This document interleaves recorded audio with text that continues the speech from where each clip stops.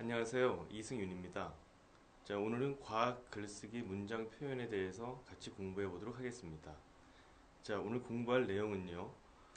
이공계 글쓰기의 중요성, 그리고 그 안에서도 과학 글쓰기 문장 표현의 중요성에 대해서 같이 공부해 보도록 하고요.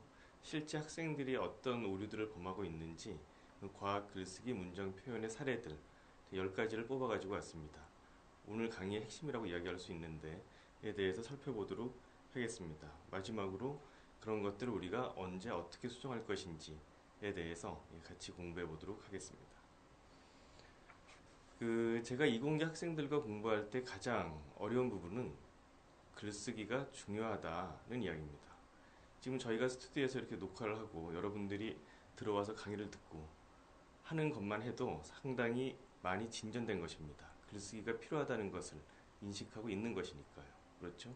그렇지만 한 학기 동안 강의를 진행해 보면 글쓰기는 필수 과목 이외에 아무런 의미도 없는 학생들도 많이 있습니다.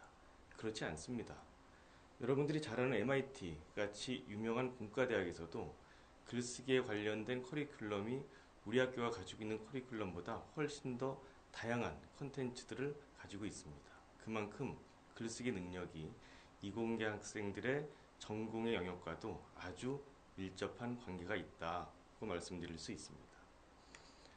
또 이렇게 얘기할 수 있습니다. 여러분들이 무엇보다 지금 전공 공부를 하고 나중에 훌륭한 과학자가 되고 연구소에서 일을 하게 될 텐데 그때 여러분들이 받는 또 평가받는 능력들은 결국은 글쓰기를 통해서 평가받을 수밖에 없습니다. 그렇죠?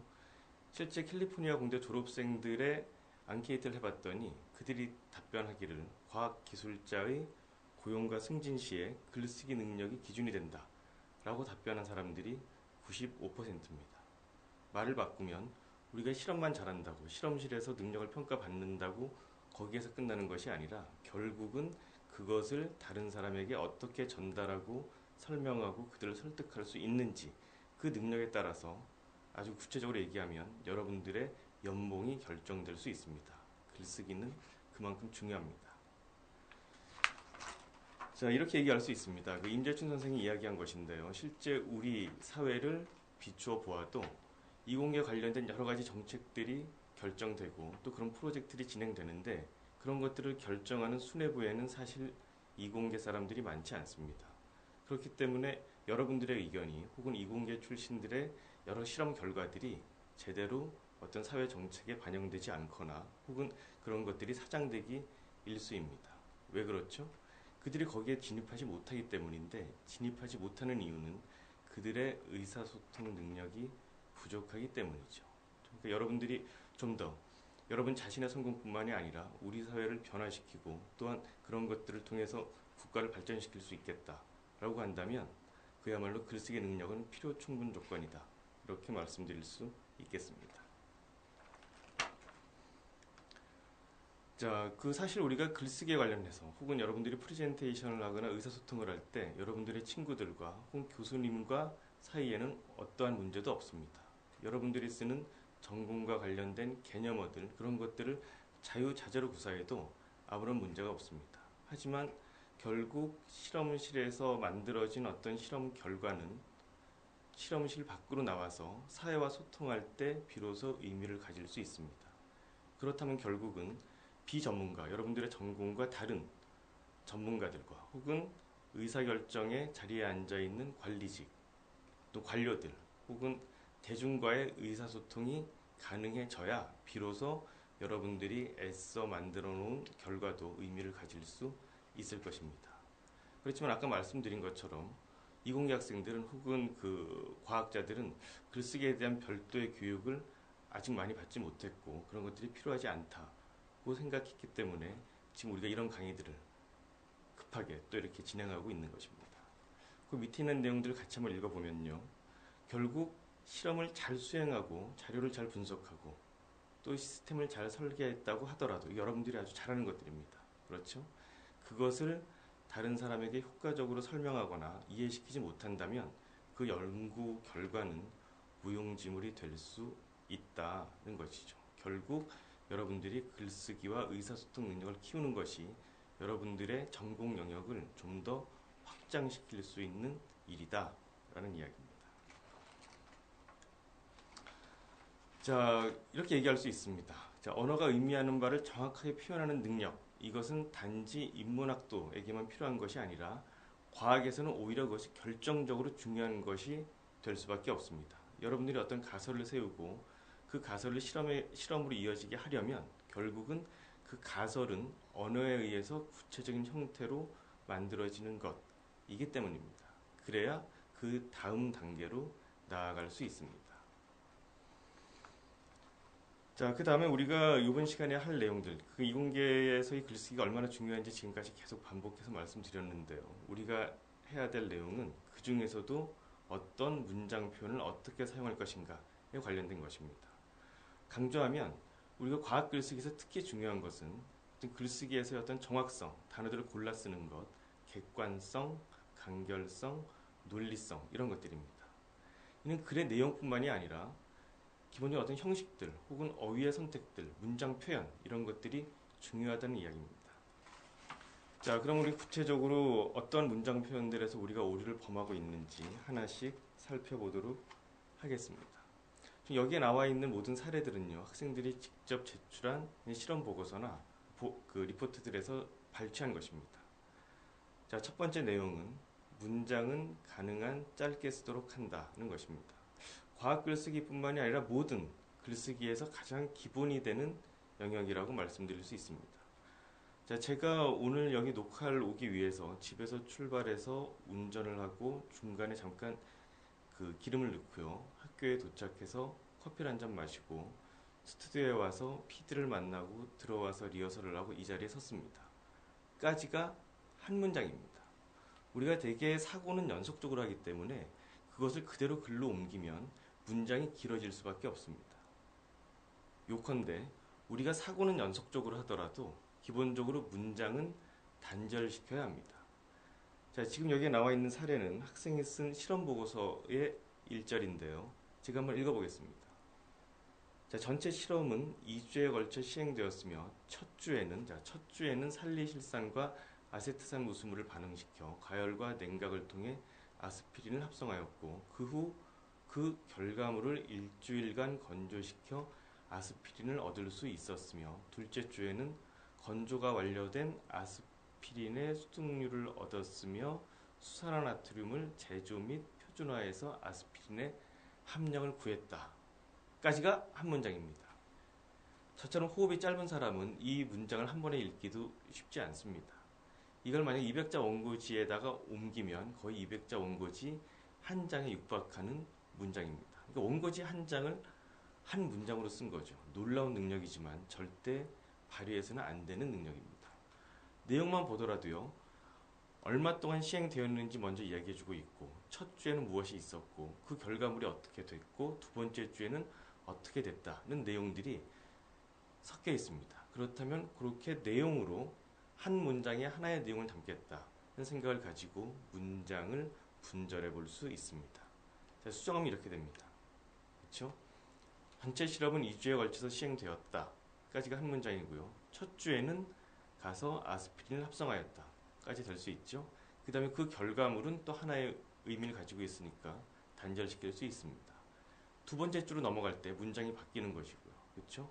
두 번째 주에 무엇을 했고 또 그 결과는 무엇인지 또한 수산화나트륨을 함량을 구했다까지 해서 결국은 하나의 문장을 5개의 문장으로 구분시킬 수 있고 이렇게 해야 읽는 독자도 그것이 같은 실험실에 있는 동료든지 아니면 이 글을 평가하는 교수님이든지 훨씬 더 내가 했던 어떤 수행들을 정확히 이해할 수 있을 것입니다.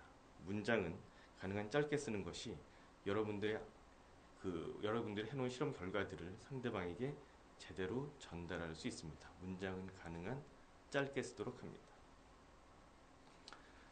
다음에 동의어 반복, 상투적 표현을 피하라는 것입니다. 제가 처음 학생이 제출한 이 글을 읽고 무슨 얘기인지 이해하는데 오랜 시간이 걸렸습니다. 머리가 나빠서이기도 하지만 너무 과학이란 말이 빈번히 사용되기 때문에 이게 어디에서 어떻게 이해해야 되는지 쉽지 않았습니다. 따라서 과학을 위한 과학이 아니라 인간을 위한 과학이어야 한다. 인간을 위한 과학에는 과학자의 책임이 따라야 한다. 자, 과학자의 책임 없이 과학이 쓰인다면 인류는 큰 고통을 받게 될 것이다. 그런데 과학자들만 과학을 악용하는 것이 아니다. 과학적 지식을 악용하는 사람이 따로 있는 경우가 더 많다. 그러나 그것의 원천은 과학자에 의해 만들어진다. 좋습니다. 잘 썼습니다. 잘 썼다는 것은 아까 말씀드린 것처럼 가능한 문장을 짧게 써라 라는 것까지를 적용해서 문장을 가능한 분절시켜 본 학생입니다. 그러다 보니까 과학이 계속 반복되는 것입니다. 자, 첫 번째 문장을 볼까요? 과학을 위한 과학이 아니라 인간을 위한 과학이어야 한다 했죠. 두 번째 문장으로 넘어오면 인간을 위한 과학이어야 한다를 그대로 받아서 다시 반복하고 있습니다. 인간을 위한 과학에는 반복하고 있죠. 그 문장의 마지막에, 두 번째 문장의 마지막에 과학자의 책임이 따라야 한다 해놓고 세 번째 문장으로 넘어오면 다시 또 과학자의 책임 없이 하면서 그 말을 그대로 반복해서 쓰고 있습니다. 얼마든지 과학이라는 말을 혹은 과학자라는 이야기를 줄일 수 있고 동호 반복들을 생략하고 지시어들을 사용한다면 훨씬 더 명료한 문장이 될 수 있을 것입니다. 세어보셨나요? 과학이 모두 몇 번이나 쓰였는지. 이 단락에서 과학 혹은 과학자 하면서 과학이 모두 11번 쓰였습니다. 여러분 잠시 한번 요 문장을 수정된 예를 보기 전에 여러분들이 한번 과학이라는 말을 줄여서 몇 개까지 줄일 수 있는지 한번 여러분들이 직접 한번 써보시죠. 자, 제가 한번 써봤습니다. 했더니 모두 5번 정도로 줄일 수 있었습니다. 그렇죠? 그러니까 과학은 인간을 위한 것이어야 한다 한 다음에 앞에 말을 그대로 동호 반복하는 것이 아니라 지시어를 사용해서 거기에는 과학자의 책임이 따라야 한다 하면 훨씬 더 문장도 짧아지고요. 의미도 명확해질 수 있습니다. 또 과학자의 책임이 따라야 한다, 과학자의 책임 없이 이런 식의 용어들을 동호 반복하지 않고 그렇지 않다면 넘어가면 훨씬 더 의미가 명확하게 드러납니다. 11번이 5번으로 줄어든 셈입니다. 여러분들도 이렇게 계속 동호 반복을 하거나 그러면서 문장이 길어지거나 하는 오류들을 범하지 않는다면 훨씬 더 좋은 글을 쓸 수 있을 것입니다. 자, 다음 이제 주술의 호응에 유의하라 라는 이야기인데요. 자, 이것은 여러분들이 조금만 생각하면 얼마든지 바로잡을 수 있고 오류도 피할 수 있는 내용들입니다. 자, 실험 도중 몇 가지 아쉬운 점이 있다면 자이로콥터를 낙하시킬 때 입력값을 5m, 9m 두 가지로 정하였다. 인데 뭐 내용은 우리가 넓은 마음으로 내용은 이해할 수 있습니다. 그렇지만 문장 자체는 틀린 문장입니다. 왜 그렇죠?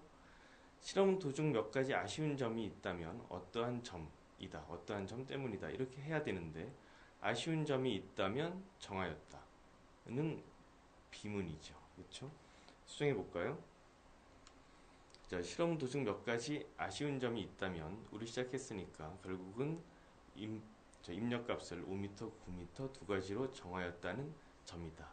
뭐뭐한 것이 있다면 뭐뭐 있다는 것이다. 이런 식으로 주어와 수어의 호응에 조금만 유의한다면 여러분들이 좋은 글을 쓸 수 있고 비문들을 피할 수 있을 것입니다.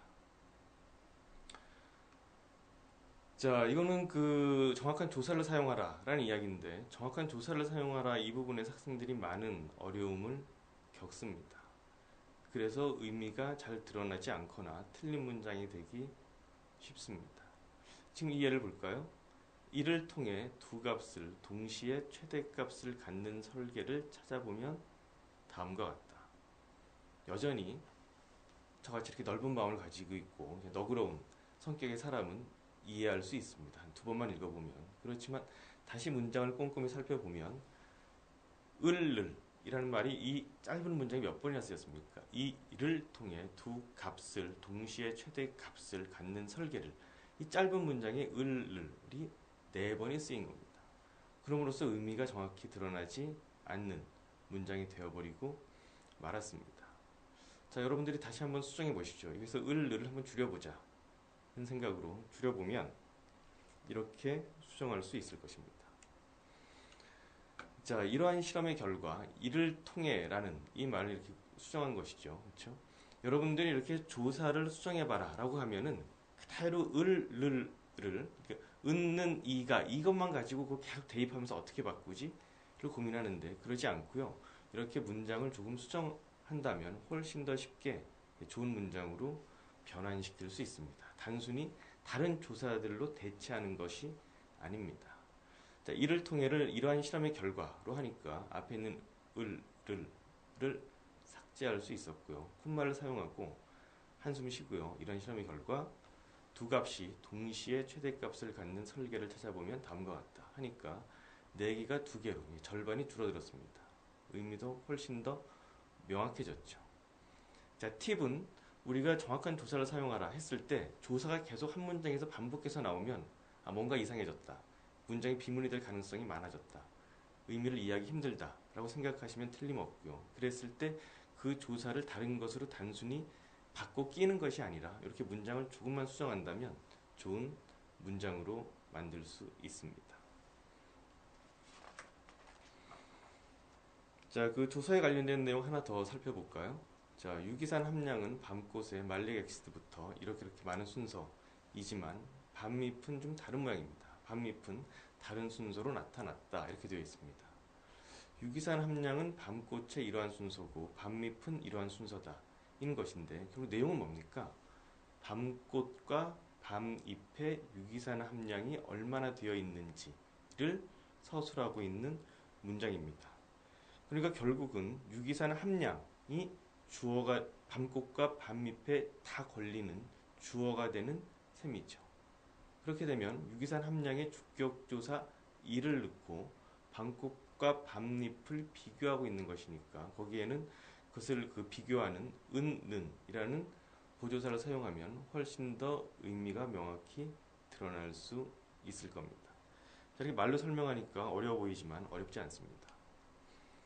바꿨죠? 주어를 유기산 함량이로 바꿨습니다. 그러니까 유기산 함량이 밤꽃에는 이렇게 순서로 많고 밤잎에는 그러니까 밤꽃과 밤잎을 이렇게 병렬시킴으로써 서로 비교하고 있게 만든 것입니다.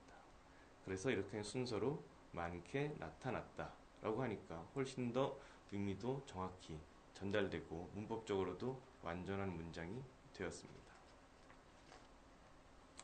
자, 불필요한 피동 표현을 피하라는 것입니다. 자, 학생들이 글을 쓸 때 왜 이렇게 피동 표현 혹은 수동 표현을 많이 쓰지? 를 저 혼자 많이 고민을 해봤습니다. 좋게 생각해 보면 아주 겸손한 거죠. 그렇죠? 아주 겸손하게 이런 것입니다. 이렇게 했습니다. 라고 하지 않고 누군가 의해서 혹은 어떤 흥미에 의해서 힘에 의해서 그렇게 되었다라고 얘기하면 겸손해 보이기도 하고 혹은 결정적인 순간에 좀 피해갈 수도 있고 그런 무의식이 작동하기 때문에 자꾸 이렇게 수동 표현이나 피동 표현을 많이 쓰고 있는 게 아닌가라고 저 혼자 생각을 해봤는데요. 이런 수동 표현이나 피동 표현을 많이 쓰면 우리가 글쓰기에 대한 피드백을 할 때 예전에 선생님들이 그렇게 말씀하셨습니다. 이건 일본어 번역투야 라고 이렇게 많이 하셨습니다. 그러니까 실제 일본어에는 수동 표현과 피동 표현이 아주 많이 활용되고 있고 살아 있습니다. 그렇지만 그런 표현들은 주체적이지도 않고요. 좋은 문장도 아닙니다. 지금 이 사례 볼까요? 우리가 모르는 많은 곳에 강건 설계 방법이 적용되어서 페일드 디자인이 발생하지 않도록 되고 있음을 알게 되었다. 되고 있음을 되었다. 이런 식으로 되어 있잖아요. 그렇죠? 발생하지 않도록 되고 있음을 알게 되었다. 좋은 표현이 아닙니다. 그중에 불필요한 피동 표현이 사용되고 있는 문장입니다. 어떻게 수정할 수 있을까요? 자, 그런 페일드 디자인이 발생하지 않음을 우리가 본 것이잖아요. 그렇죠? 발생하지 않음을 알게 되었다. 이렇게 함으로써 훨씬 더 의미가 명확해지고 문법적으로도 좋은 문장이 만들어질 수 있었습니다. 자, 자신을 가지고 쓰십시오. 계속 이렇게 피해 다니실 생각하지 마시고 너무 겸손한 것도 그렇다면 여러분들이 그렇게 너무 겸손하게 쓰거나 계속 수동 표현과 피동 표현을 사용해서 이렇게 몸을 사리면 내 글을 읽는 독자가 혹은 어떤 의사결정을 해야 되는 관료가 그렇게 자신 없는 표현들을 쓴다고 한다면 어떻게 우리가 그들을 설득할 수 있겠습니까? 어떻게 내가 쓴 이것들을 가지고 그들을 납득시킬 수 있겠습니까? 가능한 불필요한 수동 표현들, 피동 표현들은 사용하지 않습니다. 자, 하나 더 볼까요? 자, 같은 제품을 실험할 때마다 고려되어져야 할 외부 요인으로 고려되어져야 할 이렇게 되어 있죠. 외부 요인으로 실험자, 실험 장소, 실험 시간 등이 고려되었다. 또 아까 문장과 마찬가지로 되어져야 되었다. 이런 식으로 두 번씩이나 한 문장에서 피동 표현이 사용되고 있습니다. 근데 고려되어진다라는 표현을 굳이 쓸 이유가 없습니다. 고려하는 것이죠. 우리가 거기에 대해서 고려하는 것입니다. 그러니까 결국은 같은 제품을 실험할 때마다 고려해야 할 외부 요인으로 실험자, 실험 장소, 실험 시간 등이 있다 하면 피동 표현 다 삭제하고도 훨씬 더 의미가 명확한 글이 되었습니다. 자, 우리가 그 과학 글쓰기를 할 때 우리가 여러분들을 다 소설가나 시인으로 만들려고 하는 것이 아닙니다. 소설가나 시인으로 만들기 위해서 동영상 몇 번 보고 소설가나 시인이 될 수 없습니다. 그것은 아마도 좀 더 그 타고난 어떤 재능이나 오래된 숙련의 과정들이 필요할지 모르겠습니다. 그렇지만 여러분들이 쓰고자 하는 과학 글쓰기, 실험 보고서는 조금만 연습하고 조금만 주의를 기울이면 얼마든지 좋은 글을 쓸 수 있고요. 그런 소설이나 시와 같은 문학적인 글과 우리가 쓰려고 하는, 우리가 훈련하고 있는 이런 과학 글쓰기의 결정적인 차이는 그것은 주관적인 서술이고 이것은 객관적인 서술을 정확하게만 사용하면 된다는 것입니다.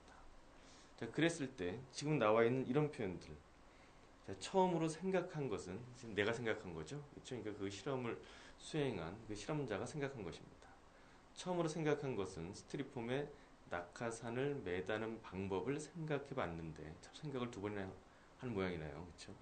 자체적인 회전이 원활히 이루어질 것 같았다. 이렇게 되어 있습니다. 그렇죠? 이렇게 그 뭘 생각했다 이런 표현들이 들어옴으로써 서술상 주관적인 차원이 훨씬 더 강조되어 버리고 말았습니다. 그러니까 실험 보고서를 작성할 때 이런 식의 주관적인 표현들은 예, 사용하지 않는 것이 훨씬 더 유리합니다. 유리하다는 것은 그것을 객관적으로 드러낼 수 있다는 내용입니다. 따라서 그 실험자가 아닌 글을 쓰는 내가 아닌 어떤 그 실험 대상이나 그런 것들을 주어로 내세움으로써 훨씬 더 글을 명확하게 객관적으로 보여줄 수 있습니다. 또한 이 문장의 맨 마지막에 보면 뭐뭐 하는 것 같았다 라고 쓰고 있는데 결국은 어떤 실험 결과가 내 눈앞에 보이는 것이고 아직 실험 결과에 이르지 못했다면 거기에 대해서 우리가 같았다와 같은 모호한 표현보다는 거기에 대해서 예측했다든가 예측할 수 있다라고 쓰는 것이 훨씬 더 분명하게 이 실험을 하고 있는 그 실험자가 어떤 위치에 있는지 글을 읽는 독자가 파악할 수 있겠죠. 그러니까 이런 표현들은 가능한 사용하지 않고요. 이렇게 바꿀 수 있습니다. 자, 50g의 스티로폼에 낙하산을 매달았다. 자, 문장을 잘랐고요. 문장은 가능한 짧게 쓰는 것이 좋다고 말씀드렸습니다. 자, 이러한 방법을 적용함으로써 자체적인 회전이 원활히 이루어질 것으로 같았다가 아니라 이루어질 것으로 예측하였다로 문장을 수정하였습니다. 훨씬 좋죠? 예, 제가 수정한 것입니다. 예측되었다 아니고요. 예측하였다. 피동 표현 피하고요. 객관적인 서술을 사용함으로써 좋은 문장이 되었습니다. 자, 객관적인 서술 한 번 더 찾아볼까요? 자, 문제가 없는 문장인 것 같습니다. 보면요. 해안 분지의 산림 계류수 및 농경지 하천의 금속 농도는 예상보다 훨씬 높았다. 이렇게 얘기하고 있습니다. 예상은 어땠는데 문장에 드러나 있지 않습니다. 훨씬 높았다. 얼만큼 높았는지 정확한 수치가 제시되어 있지 않습니다. 이거는 그 좋은 문장이 될 수 없고요. 특히 과학 글쓰기 안에서 이런 문장은 거의 무의미한, 무용한 문장일 수밖에 없습니다. 금속 농도에 대한 예상은 몇 ppm이었다. 하지만 실험의 결과 몇 ppm이 더 많아졌다라고 정확하게 수치를 제시하고 예상치도 정확한 수치를 제시해야 그것이 의미를 가질 수 있는 것이죠.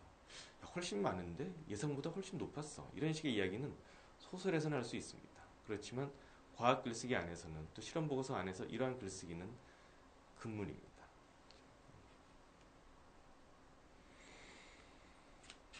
자, 다음에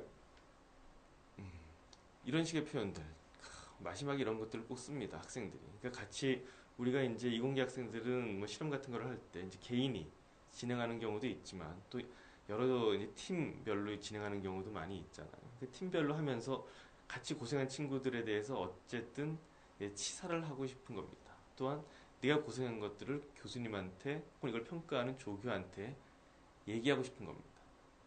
그러니까 거기에다가 실험 보고서 안에 이런 얘기를 씁니다. 결과값을 얻기까지 4주 동안의 기간은 조원 모두가 집에도 잘 가지 못할 만큼 힘들고 쉽지 않은 과정이었다. 라고 쓰는데 이런 표현은 불필요합니다.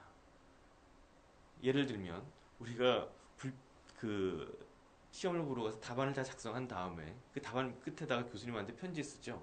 아, 제가 뭐 이러저러한 사정으로 뭐 그 준비가 충분히 못해서 이 정도의 답안밖에 제출하지 못했다. 다음부터 열심히 하겠다.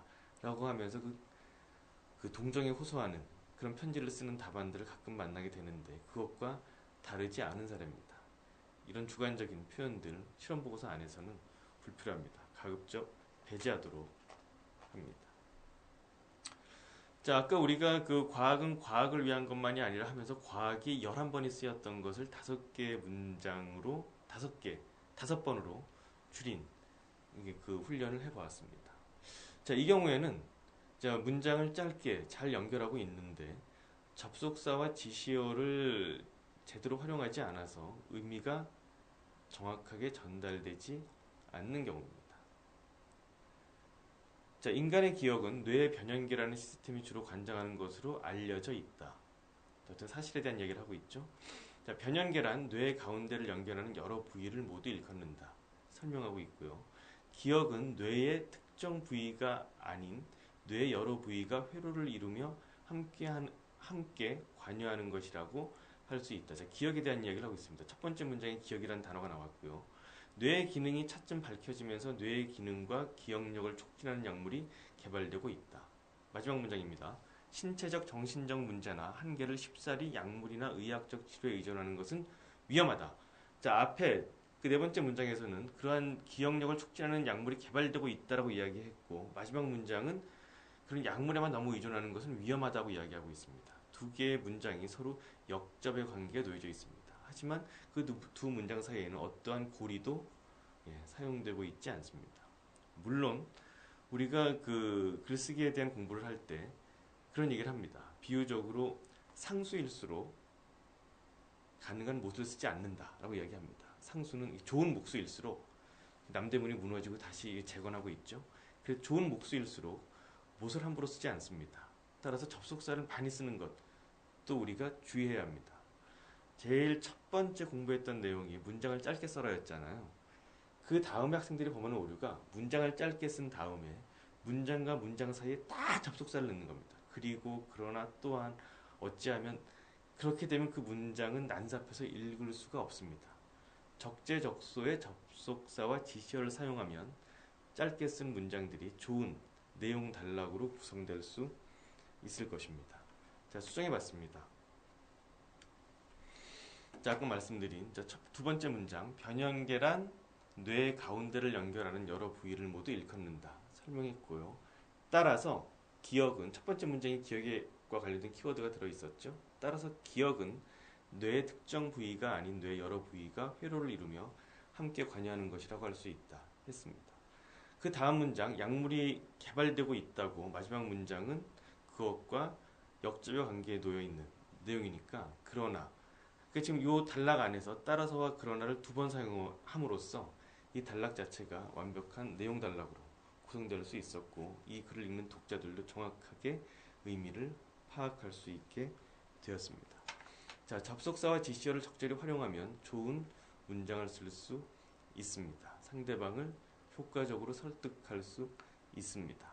쓰지 않는 이유는 여러분들이 근데 이런 것들을 쓰지 않는 이유는 내 머릿속에는 이미 그런 것들이 다 들어와 있고 나는 알고 있기 때문에 그렇습니다. 자, 제가 여러분들에게 아주 중요한 팁을 하나 알려드리죠. 좋은 글을 쓰기 위한 첫 번째 조건이 뭐냐? 어떤 마인드를 가지고 글을 쓰면 좋은 글을 쓸 수 있느냐? 친절한 글쓰기가 되어야 합니다.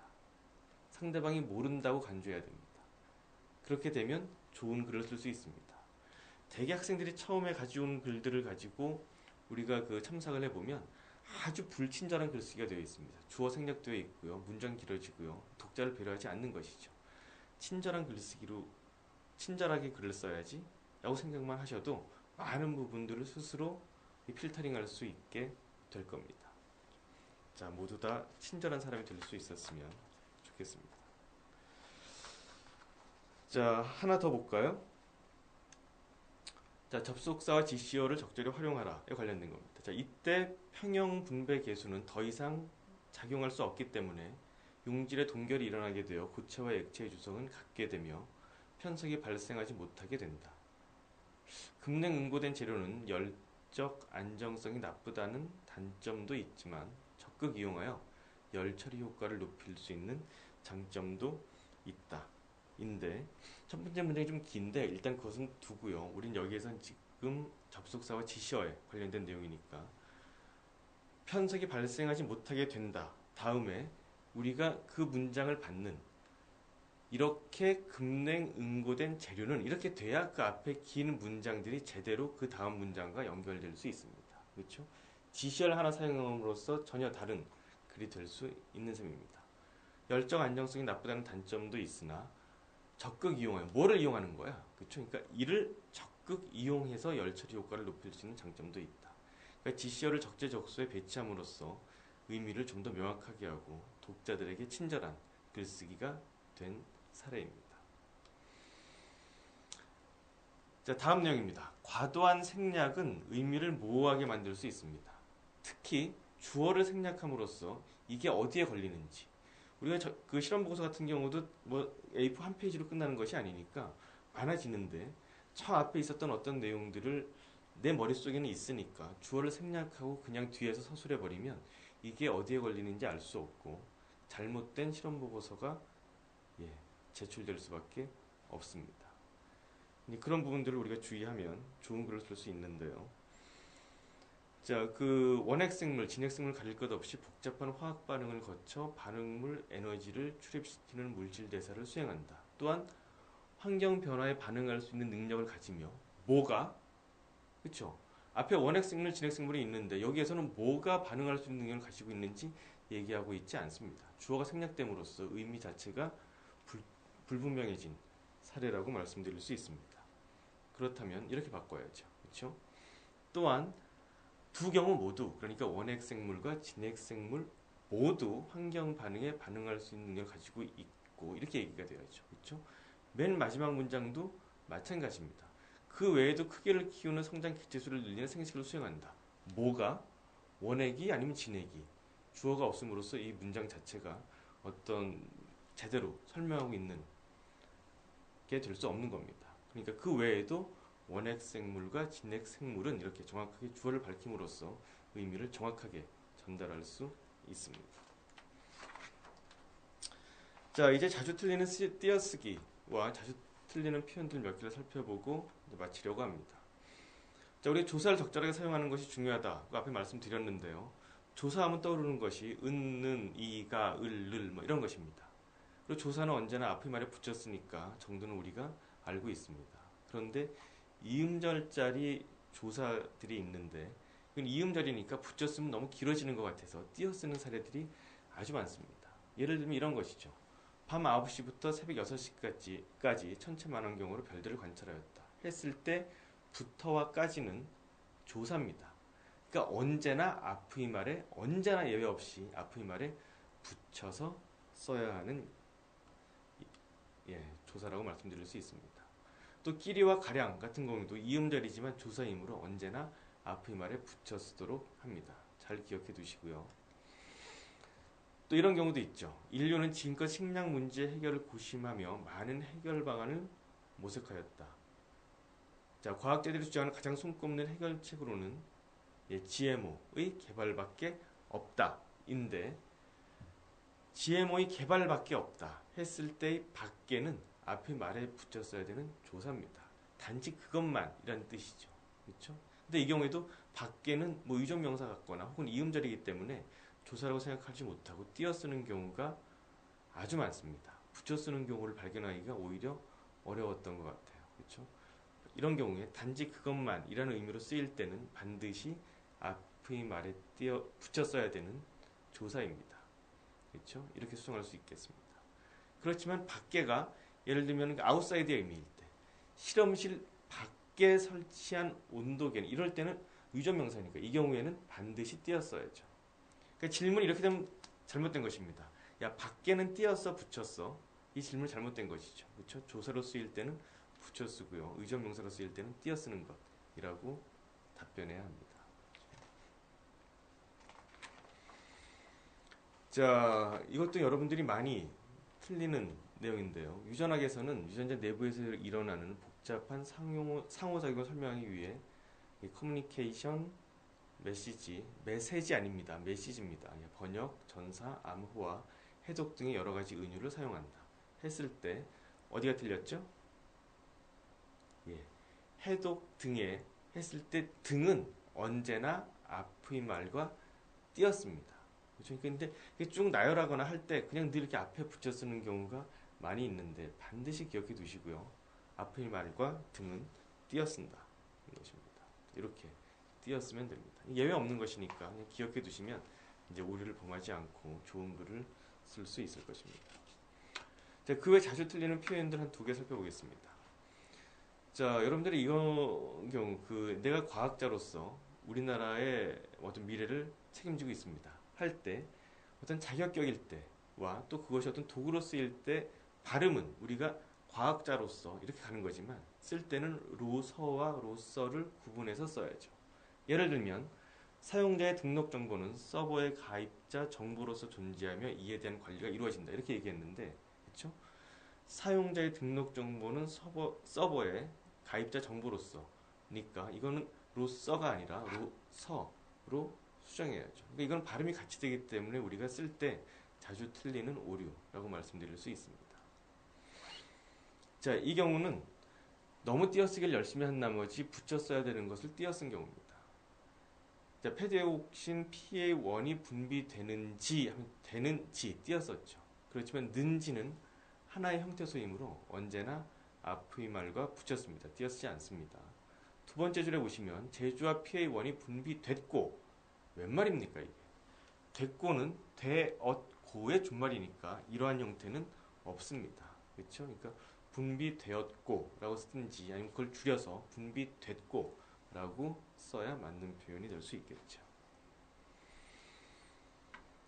자, 먹이를 유인하기 위해서 흰 띠줄을 만들 것인가 아니면 먹이의 눈에 띄는 것을 하면서 이게 하나의 문장 안에 중간중간에 물음표가 들어가 있습니다. 맞는 것 같지만 이건 우리말 어법에 맞지 않습니다. 물음표는 마침표와 같은 역할을 하기 때문에 문장이 끝날 때만 사용할 수 있습니다. 따라서 이렇게 하나의 의미로 쭉 이어가면서 중간에 만들 것인가 혹은 만들지 않을 것인가가 들어온다면 물음표가 아니라 쉼표로 연결하는 것이 맞습니다. 그렇죠? 흰 띠줄을 만들 것인가 만들지 않을 것인가에 관한 이렇게 가야 맞는 것이죠. 문장 중간에 물음표를 쓰지 않도록 합니다. 자, 수고하셨습니다. 우리가 지금 앞에 자주 틀리는 표현 10가지를 살펴보았는데요. 그러면 이제 마지막 이걸 언제 수정하지? 에 대한 내용이 남았습니다. 언제든지 수정할 수 있습니다.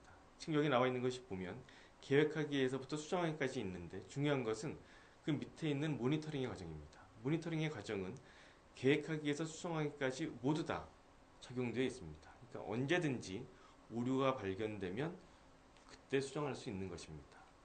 그런데 많은 학생들이 한 번 글을 쓰면 야 이게 내가 어떻게 쓴 글인데 얼마나 애를 썼는데 해서 한 번 써놓고는 거기에 너무 만족한 나머지 그 글을 건드리려고 하지 않습니다. 그러면 그 글은 그 수준에서 멈추고 맙니다. 수정함으로써 퇴거함으로써 여러분들의 글은 한 그레이드 올라갈 수 있습니다.